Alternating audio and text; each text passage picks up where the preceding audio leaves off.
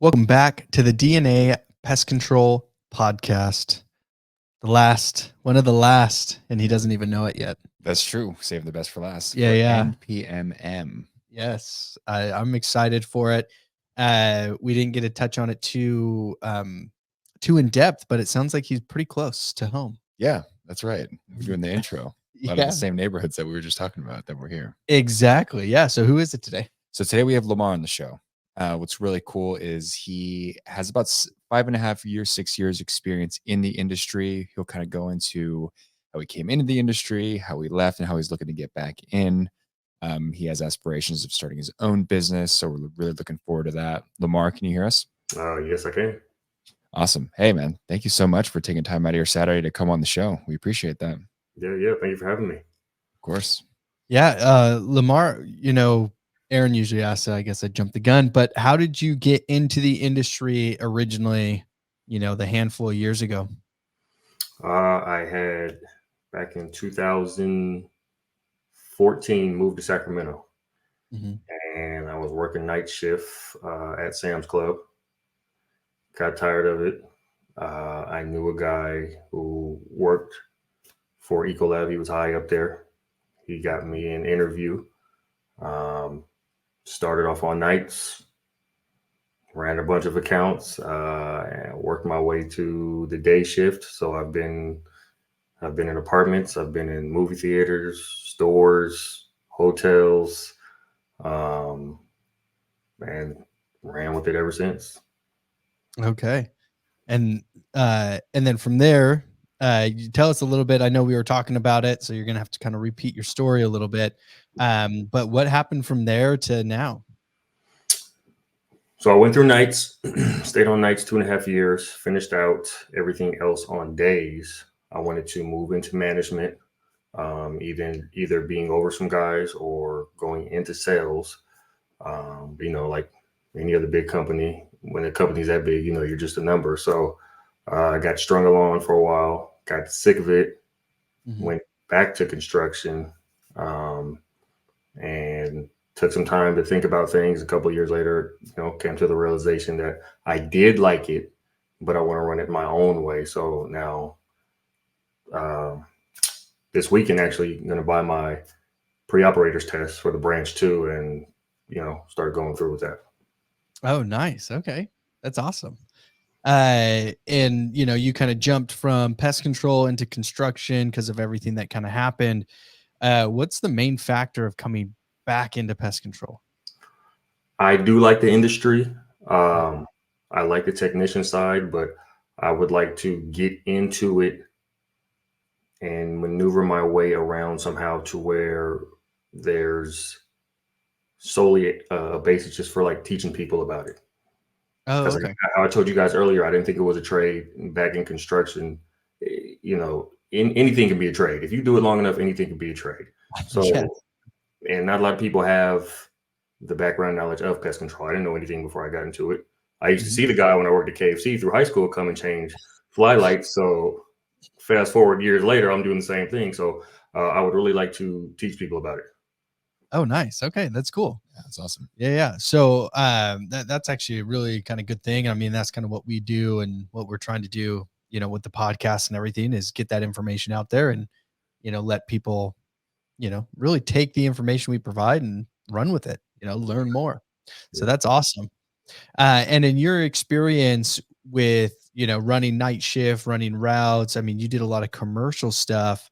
Uh, what did that kind of train you to do? I mean, what did you learn during, those? Because a lot of guys that come on, it's just residential routes. I mean, it's not really the commercial side. Um, so what's your perspective on that side of things, running the commercial route? It can be a beast. And it just depends on where you go. Because I Mhm. mean, as you guys know, if you're dealing with a chain of hotels, I don't care if it's high end or low end, you're going to run into all the same problems. It Uh-huh. teaches you that where you go, whether you talk to the guy who's in charge or the guy at the bottom, nobody cares until the red flag gets sent all the way to the top from a very detailed report. Mhm.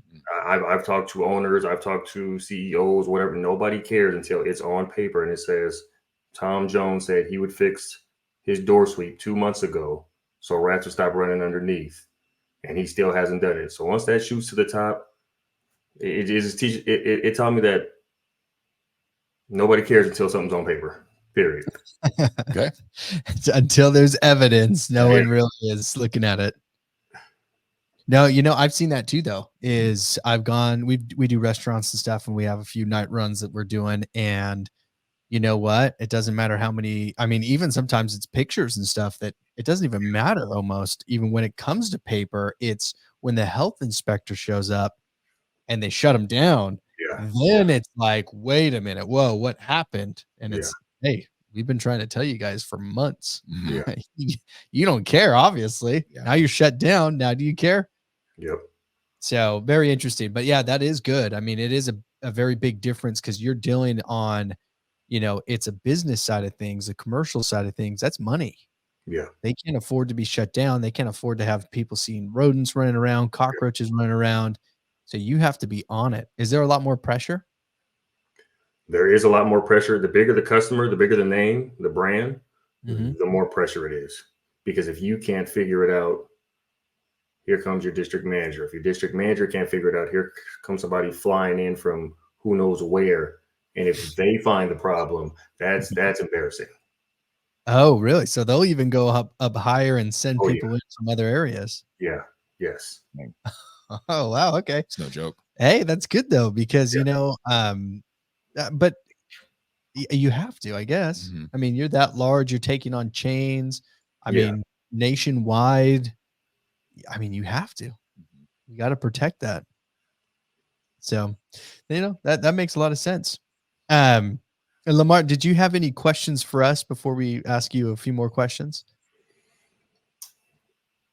So, what made you guys want to start the podcast? Oh, okay. Well, I'll cut that question up. I'll answer that, and then I'm going to ask one to Aaron. Is what made him want to jump on the podcast? Because he's not the original that we Hey. started and everything. Yeah. So, um, why I wanted to start the podcast? Well, so we'll back it up. So the original guy actually wanted to start the podcast. I told him because his main purpose and his main focus was actually money. That was the whole reason, was we could make a ton of money. Mhm. And I told him I don't care about the money side of it because I went through the experience of not being taught what to do out in the field. It was, you have to be a route tech, you have to run a route, you got to go do it. That's what it was, right? There was no information, there was very little that I could do, research wise. Even if you do the magazines, you go NPMA, you go all of that, it doesn't teach you how to be a technician. You want to go read a 500 or 1,000 page book of how to run a route, but that's so generalized because it's over 50 states. That doesn't tell me how to be a technician here in California. That's just telling me generally this is what you need to do, and this is good practice, this is bad practice. But it also comes back, well, that's in a book. That's not for the company that I'm at or where I want to go or anything like that. Mm. So once he came back with some of the ideas, my main thing was, okay, we're running this thing, but we're running it different. We're going to be a focal point of information to give back to guys about what the industry looks like, about what's going on in the industry, really putting out that information, training guys, teaching guys how to be the best.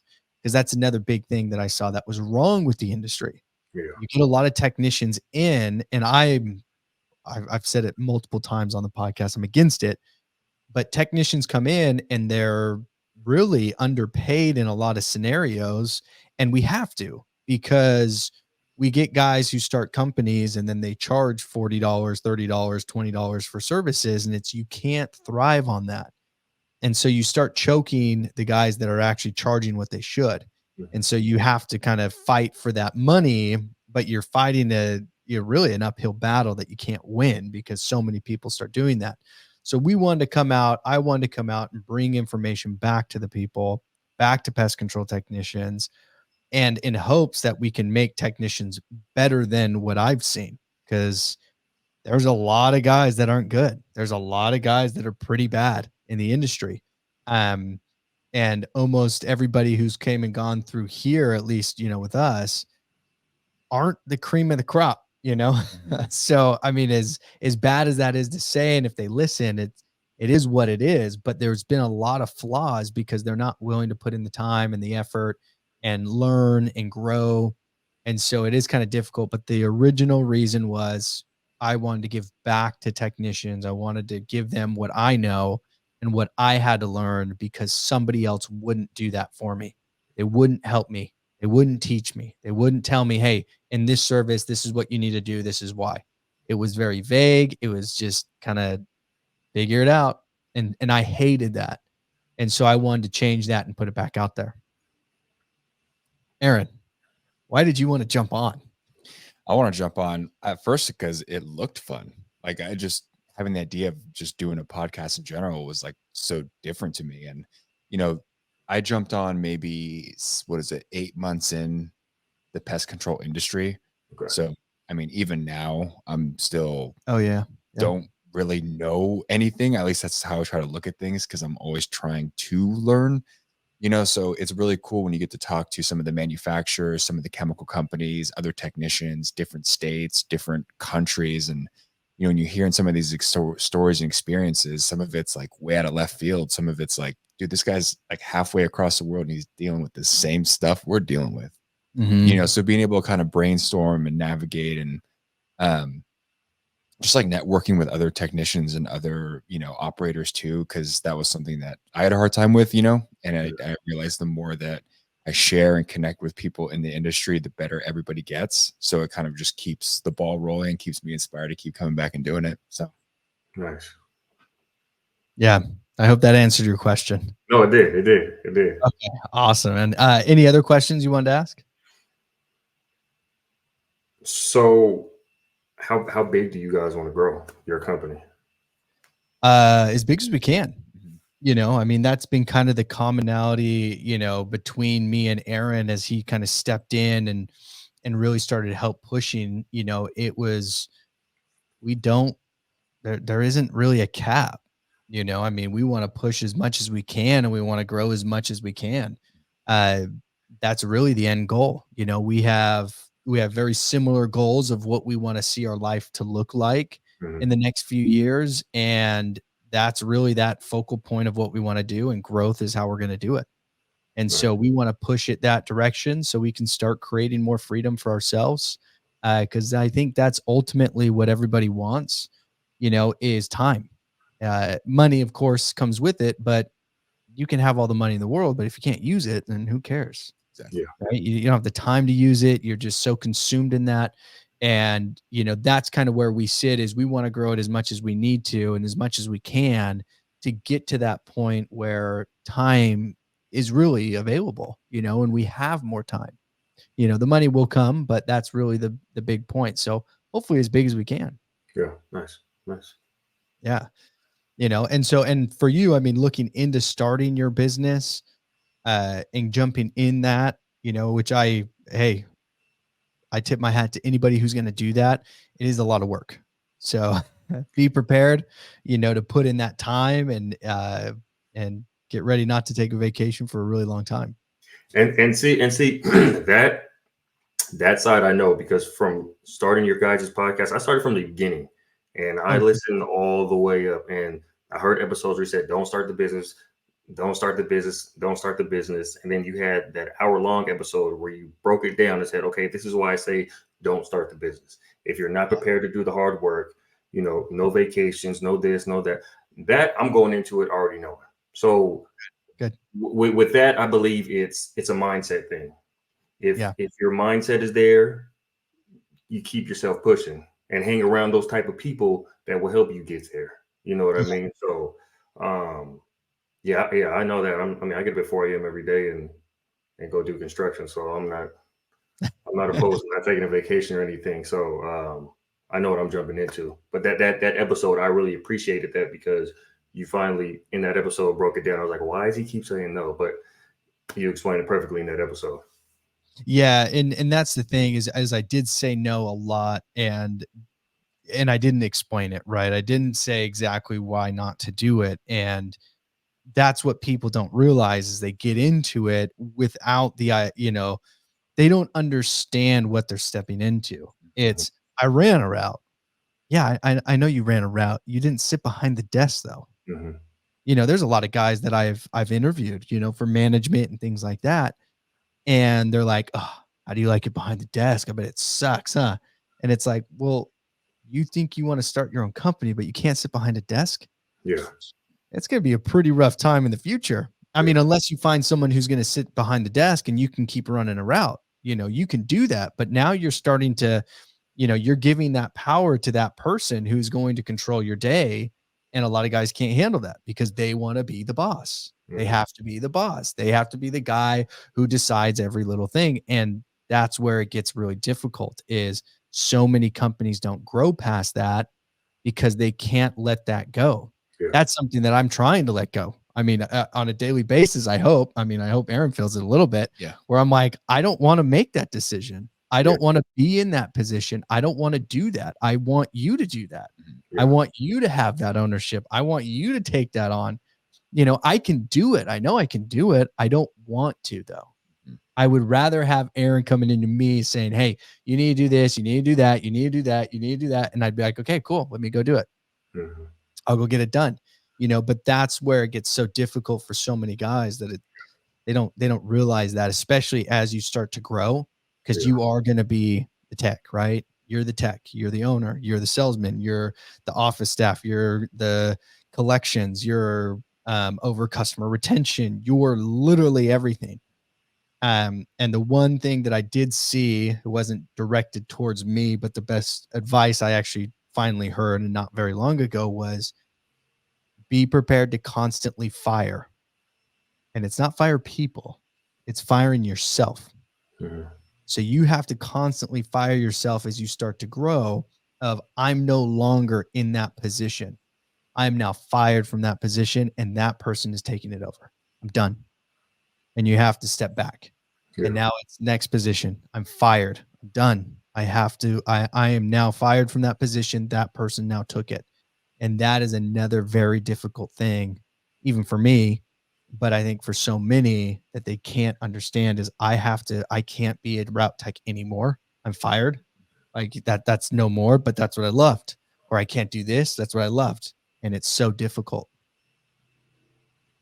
But you'll start to see those hurdles as you start growing and you start, getting it, the test, the everything.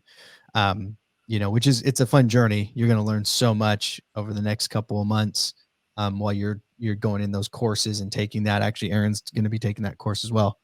Uh, Nice. so you're going to learn a ton, but be prepared for those changes to come. You're not going to be in that tech, in that vehicle forever. So don't go buy the big lifted truck, big tires, nice rims. Throw that crap in the garbage right now. I see it. So many guys go and get their dream vehicle, and it's like you're not trying to grow a business. You're Yeah. not trying to run a business because that's not your truck. That's never your truck. Yeah. We got a handful of trucks. It's never my truck. I'm driving the crappy truck sometimes, and that's just what it is. And it's okay. I don't mind it at all, but be prepared for those little things that nobody thinks. They're going and getting the biggest truck, the diesel, everything. And it's like, oh boy, it's going to be rough. Yep. Sorry, that was long winded, but No, no, you're fine. You're fine. yeah, yeah. But was there anything else? Will you guys, and I sent it to your Instagram, but will you guys have an episode just on teaching guys how to get their branch to or what study material to use? Because there's a lot of pest control podcasts and YouTube pages out there, but there's nothing specifically to these are the steps you need to take either to become a route technician or to become an operator. Ooh, I think it's a great episode idea. I mean, I know we've kind of touched a little bit on some of the initial stuff and what resources to look for, but actually breaking it down, the processes for each one, applicator and branch too. That's something that we can absolutely put out. And I think in the next couple months, as I'm getting ready for my operators tests, I'd love to put out some episodes of that as well, like real time and how that looks like. Because my 2-year point, when you can actually take it, is coming up here in May. Okay. Yeah. So. Oh no, I think November. Oh, that's right. It's from when you got licensed, not from when I got hired. So Yeah. I still got a couple months, but still, I think that'd be good for some of the listeners, some of the viewers too. So I'd absolutely love to do that. Yeah. No, and we will hit on that. That is a good idea. And I did see that message come through. And yes, we absolutely should. We'll go through it. Now, especially with the video platform that we do have, we can throw up the forms, we can go through every little detail. Especially with the operator's license, what you're going to go through, right? You already put in the 5.5 years out in the field. So, what your process and your steps and what it's going to look like. I don't know if you already know that path yet. Do you? Do you know what that So looks I know as far as coming back, I need to take the pre-operator test, get another live scan. Then that puts me in place to take the actual test again. And after I pass all that, go back to my former company, get a sign off on all my years, which, that's all my hours allocated, and going about my business. Yeah. Yep. Yeah. So you pretty much have it, right? So you're going to go in, you're going to take that test. They have to sign everything. So you'll just send them the information and they have to. If not, you can always go to the Structural Pest Control Board and let them know, hey, they're not signing it by law. They have to. And so then they'll get sent another letter with a time frame. So you'll get that back no matter what. And then from there, yeah, you're all licensed. You're ready to go. You can start your company. And now it's just getting a business license, setting up. Yeah, and maybe that's another good thing, and I can talk about that, is what it looks like to set up a business and a pest control company, because there are a lot of steps, through the IRS, through the state of California, picking your name, what structure you're going to go with, for you, you should, I mean, you choose what you want to, but an LLC is definitely what you want to go for, in the beginning. And that's exactly those steps, and we can cover a lot of that stuff, and so we'll throw out a few episodes for you, especially during this process, so by the time you do get it, hopefully those steps will help you get to the next level. Yeah, and quicker. Yeah. That'd be great. Yeah. No, and thanks for asking those questions. Anything else before we move on? No, that was it. Okay. Awesome. So out in the field, and you worked for Ecolab, which is great. So many people already know who they are because of David Goggins. If they've read the book or listened to him, he went through it. I'm sure that they've now become famous for this stuff because of him. But what was a crazy experience for you out in the field, running a route, doing night stuff at some of these, big restaurants and big commercial buildings?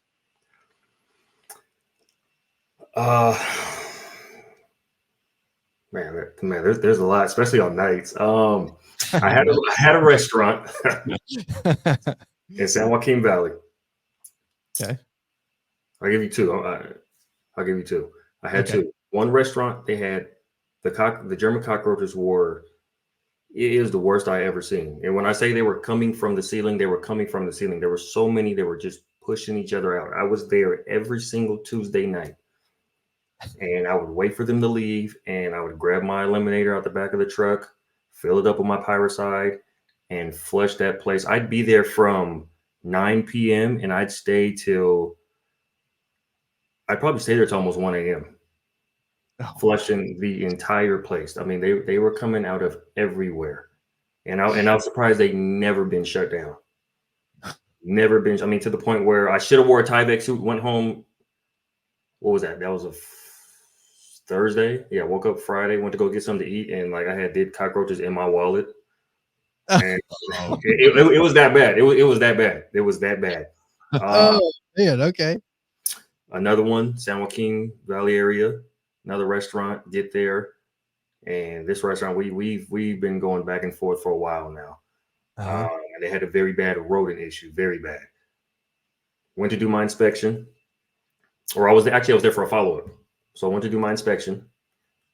I come to the cook line. I make a left, and there's 7 full-grown rats just playing on the cook line, running from the counter onto the hot stove. I mean, everywhere. And, you hit the corner, they scat like that. But there was 7 of them, and it was, oh dude, it was bad. I've had experiences where I've had rats run across my feet. I've had one run up my leg.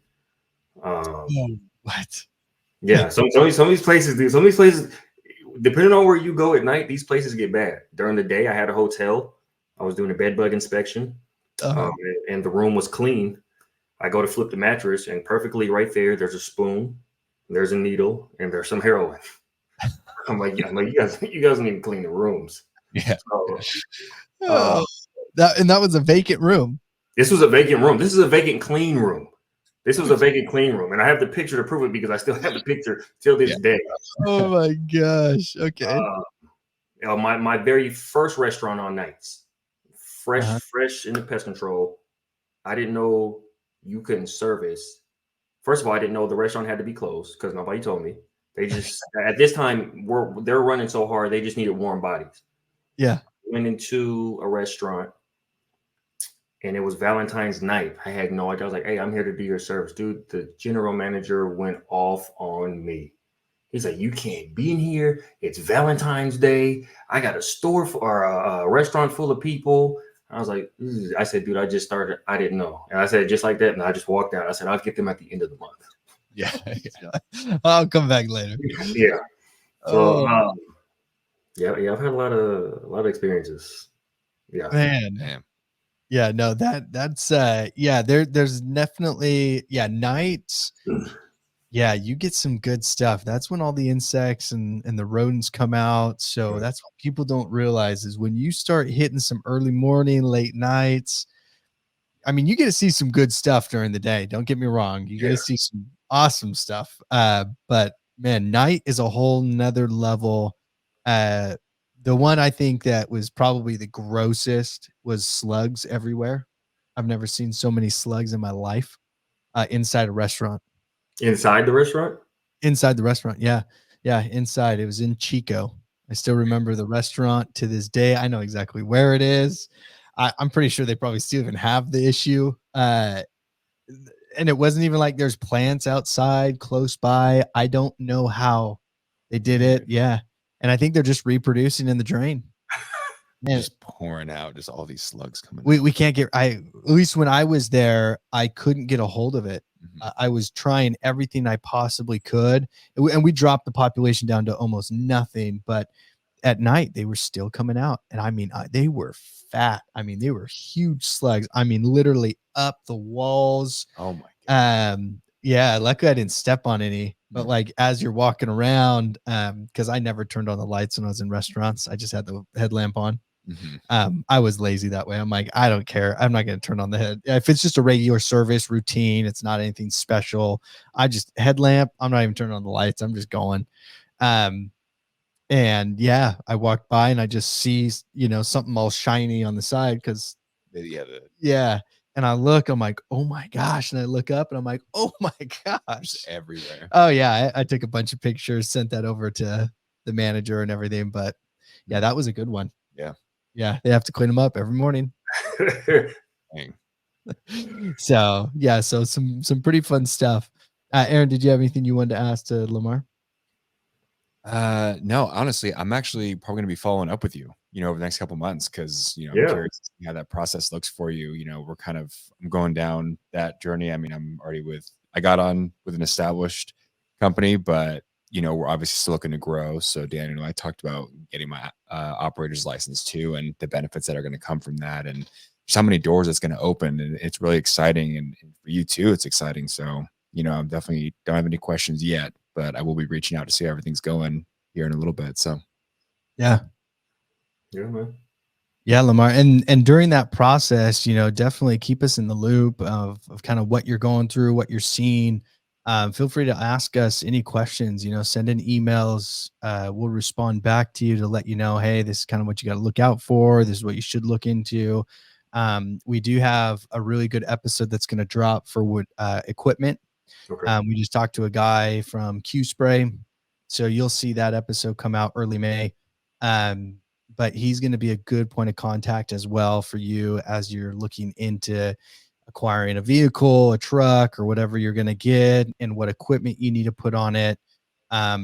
he's going to be a good help during that. But you can definitely reach out and let us know, to help you with that process and what that's going to look like and some of the steps through business, um, that a lot of guys don't know. I actually was talking to a local tech here out in front of one of our dealers. So Forshaw, they took over Geotech, and I was talking to the guy out front, and yeah, poor guy. He didn't know what he was getting himself into, but he started his business, and he's like, I haven't taken vacation for 3 years or 2 years, and I just finally got a weekend. I got a Sunday, and I'm like, yeah, okay, and he was asking a few questions, but he very much in the dark of what it looks like and what it's going to be like, and he's kind of still a little jumbled and all over the place, but it's there, and it can, it's a lot easier when you do have someone you can talk to, and you can kind of relate back to, because that's a huge thing. We have a guy on the East Coast. I don't know if you saw it with Brian Goldman. He was a guest on this month. That's is that the guy that has like 6 companies on the East Coast, or 6 divisions? Yeah, yep, with the big blue bug. Big Yes, yes, yes. That was a really, really good episode. Yes. Yeah, he's one that actually opened my eyes to, talking to other pest control owners, and really sharing some stuff, and he got into it, and he opened up to me, and I'm like, you're going through that too? Mm-hmm. You got 60 technicians and you're going through that. Yeah. And so it's really refreshing to hear some of those things that, that he's going through, that we're going through. He's going through it on a very large scale, or larger scale. But it's always nice to have that point of contact and understand, hey, share some ideas. What are you doing with your employees? What do you do when it comes to this, or when it comes to a vehicle? And getting that information out and understanding, hey, look, Lamar, you're Lamar. You're going to do your thing. You're going to have your business. You're going to do it your way. We're going to do it our way here. And it's not really, we're in competition. What we do is what we do, and what you do is what you do. We're not going to do what you can do, and you're not going to do what we can do. Yeah. Simple as that, right? Everybody puts their own flavor to it, and that's what it is. So when you open up and you're able to talk about some of those things, it helps a ton, and it puts you at ease, because now you're not alone. Yeah.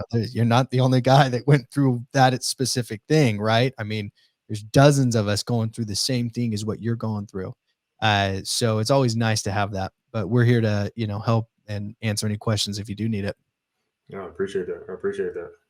Yeah, man. Aaron, anything else before we close? I think we're good. This has been good. Okay, awesome. Lamar, anything else you want to add before we end? I wanted to ask you guys, Yeah. what, as far as your leadership roles, what do you guys listen to, and what do you guys read? Ooh, good question. Good question. We actually had an episode on that a couple months ago. Daniel and I, we've been big on, at least I've been big on reading more, because I didn't used to read. And then I got into a leadership role here about a year and a half ago. So I've been doing a lot of, just a couple of them off the top of my head, like the Daily Stoic, Obstacle is the Way. I just started 10X. Thank you, Daniel. Oh yeah. It's a good one. And I'm trying to just absorb as much as I can. I mean, I listen to podcasts as well. I do more of like the mindset podcast, like I don't want to say like motivational stuff, but more of just like keeping myself in check, making sure I'm grounded, because I can't pour from an empty cup, and a little bit about, obviously we keep the podcast and the business separate, but for the business side, Daniel's owner operator, and I'm sort of operations, but we work kind of hand in hand in so many different ways. And, we both believe that, like, speed of the leader, speed of the team, if we can't show up to the best ability that we can, then, we're doing ourselves and all the guys a disservice. So, Yeah. What about you? What are some good ones? Yeah, some really good ones and I wish my phone's connected, and that's what we're recording with, so I don't have the power in my hands. But off of the top, 10X is really good. It just gets you into a different mindset. One actually Aaron introduced me to is Obstacles Away. That's another great one. There is another one I'm reading. I'll send you a list. I'll actually email you a That's good. list. Yeah. Yeah, please. Yeah, because there's another one I started reading, which is really good. I don't even remember the name of it. I like literally just started it. So I'll look back and get that. The Lean Startup is a great one. That's actually would be really, really good for you. One of the classics, if you have not listened to it or read it, I used to do Audible a ton. So while you're working, you can just throw that in and you can listen to, I mean, hundreds of books so fast. Um, but one that is a classic that all the gurus and business guys, if you want to, you heard them now or you see them on Instagram or anything like that, it's The Richest Man in Babylon. Mm. All of those guys pull everything from that book. They'll pull a section from that book, but then they create their entire program from it. So Richest Man in Babylon is, I mean, it's so easy to read and it's like the thinnest book, but it is on point on every level of what you need to do and what you need to look out for when it comes to business. One that I just told Aaron to read was uh what is it? The manager one. Oh, Or I thought you were talking about the Phil Knight one. no. Phil Knight one's a great one too. Yeah. That one's about Nike. That one's always a good one if you are looking into that. No, it's from the CEO of Intel or former CEO of Intel, but he talks about managing a team and what he did. And now I'm into the bulk of it right now. And he's giving you specific examples of what to do with certain people and how to handle those situations. And that's a little bit away from you, but as you start to hire those people, that's another great book. And I'll put that in the email as well. But that's really what we're doing. You know, it's for me, it's been a nonstop. I was terrible in school, just to throw that out to everybody. Not good at all. I did graduate, don't worry. But I was terrible in school. I never really focused. College was easy for me because it was just I finally learned, hey, I just need to focus and I'll be fine. So college was fairly easy. I didn't finish college either. Go figure. Um, Once again, school wasn't my thing.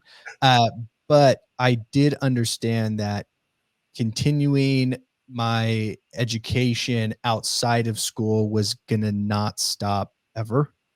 And I understood that pretty young, even though I went back into school, you know, college and everything, and then left there. But when I left, it wasn't that I stopped. So I kept looking up books. I kept looking in, you know, you're going into business, so you're going to look into a lot of business books, a lot of self help books. You know, I've listened to, I can't tell you how many and read.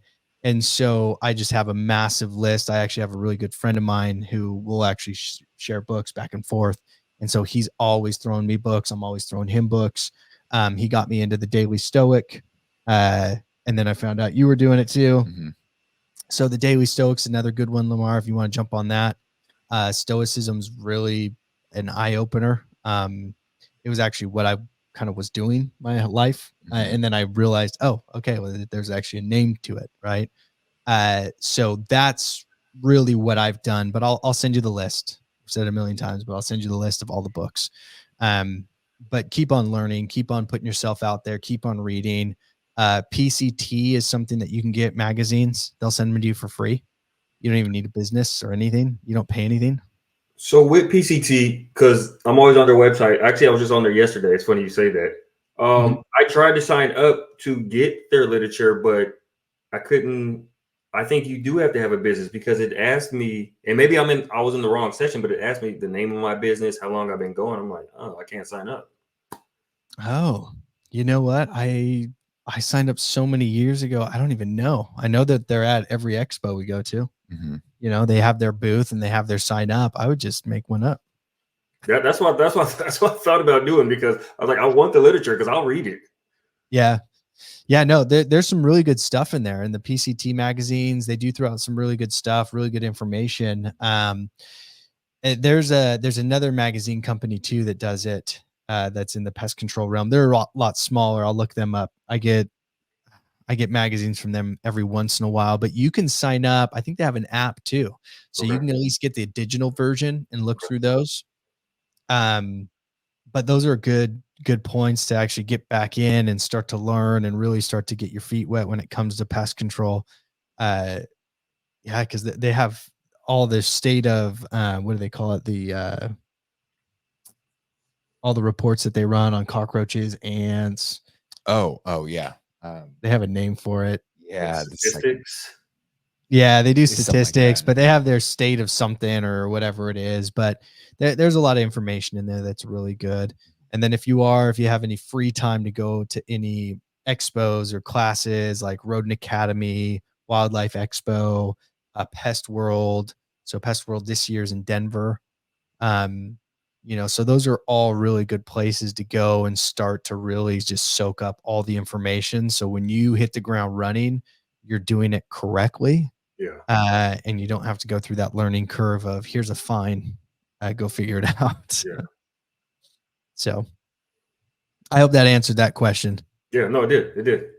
Okay, awesome, Lamar. Well, thank you so much for coming on, and thanks, for taking time out of your Saturday to join us and really give us kind of your story and some of the awesome stories that you went through, during your pest control career. And we wish you the best out there starting your company. All right. Thank you guys for having me on. Yeah. Have a great weekend. All right. You as well.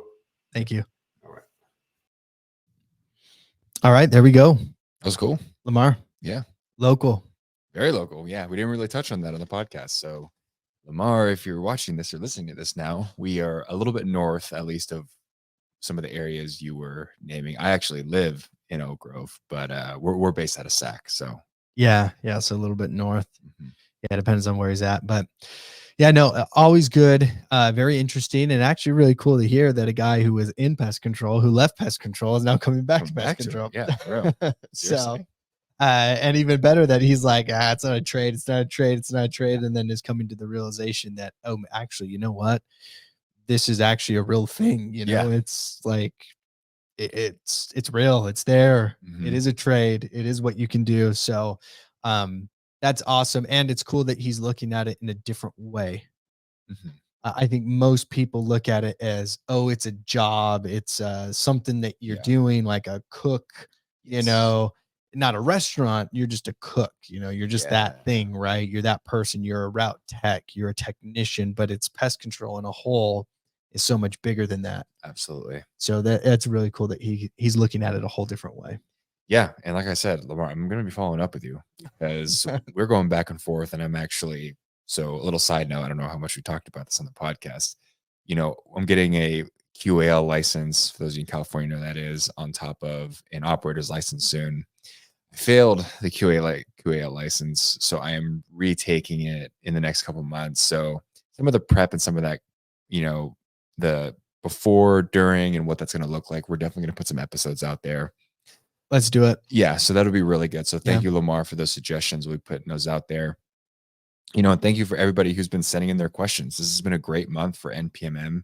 Had a ton of fun talking to everybody here and all the different technicians and companies, manufacturers, wildlife guys, owners, operators. It's been a lot of fun. So please, if you guys have liked this episode or any of the episodes we've put out, you can go back and listen to all the ones that we reference and talk about because they're still good content. You know what I mean? And if you think somebody that can take some value from it, then share it with them or like it. It goes so far. It helps us grow organically. We don't make any money really from doing this. We just do it for fun. On the Saturday, we're here in the office. So we have episodes that come out every Monday and Thursday. How you can listen to us, obviously, Apple Podcasts, Spotify. We have our YouTube platform up now. Our posts that come out are on Instagram, Facebook, and then our website. So website's also a good place to be a guest or ask questions. But thank you again for listening to the DNA Pest Control Podcast.